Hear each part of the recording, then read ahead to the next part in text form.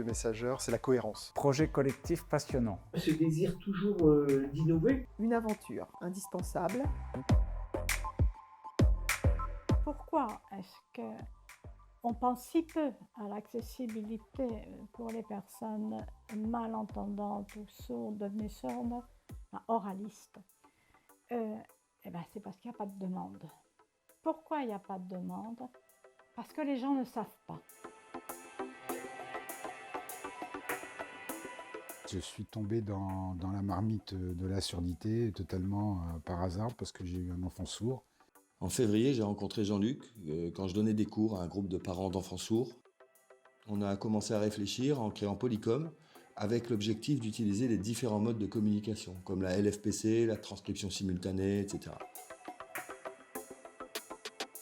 Fin 2009, je reçois un coup de fil d'un monsieur qui se présente comme étant monsieur Poulengue et qui me dit, voilà, on est l'association des devenus sourds de la Manche, on a vu ce que vous faites, on fait de la traduction écrite simultanée au clavier, mais c'est de la synthèse, c'est compliqué, et est-ce que vous seriez d'accord pour nous former? Ça nous a permis de monter les marches et surtout, moi, de faire cette belle rencontre avec mon acolyte, en fait, qui, du coup, s'est posé les mêmes questions en disant qu'est-ce qu'on peut faire pour organiser des situations de communication qui ne sont pas accessibles en situation accessible. Et il me dit, il faut qu'on monte une société pour faire ça. En 2012, on était prêts, on a créé la structure. Voici une invention qui facilite grandement la vie des malentendants et on la doit à 3 chers bourgeois. Il s'agit du Messager.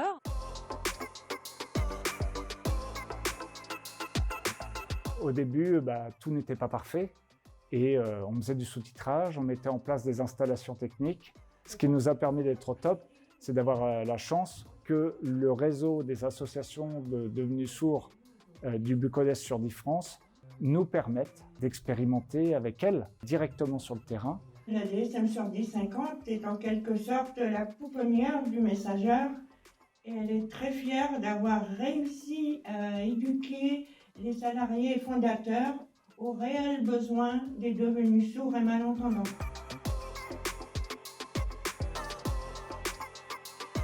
La conférence démarre et là, sur l'écran, je vois que s'affiche la transcription de tout ce qui se dit à la vitesse de la parole. Et là, j'ai vraiment eu un coup de foudre et je me suis dit, mais c'est exactement ça que je veux faire. Jean-Luc me rappelle en me disant qu'il avait besoin de moi. J'ai dit oui, évidemment, puisqu'en fait, je n'attendais que ça. C'est vraiment un métier hyper fin où surtout il faut énormément de rapidité.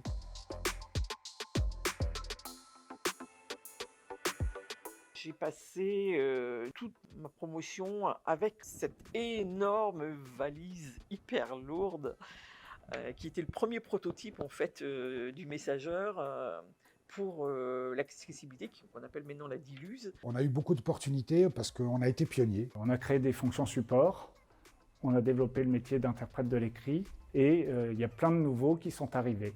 Et ça aussi, c'est une grande fierté. Je pense qu'on a été une équipe du début, très solidaire, avec des moments difficiles, très difficiles même à une certaine époque. Et malgré tout, on s'est dit, bon, on est parti et on va y arriver. Il y avait beaucoup de détermination.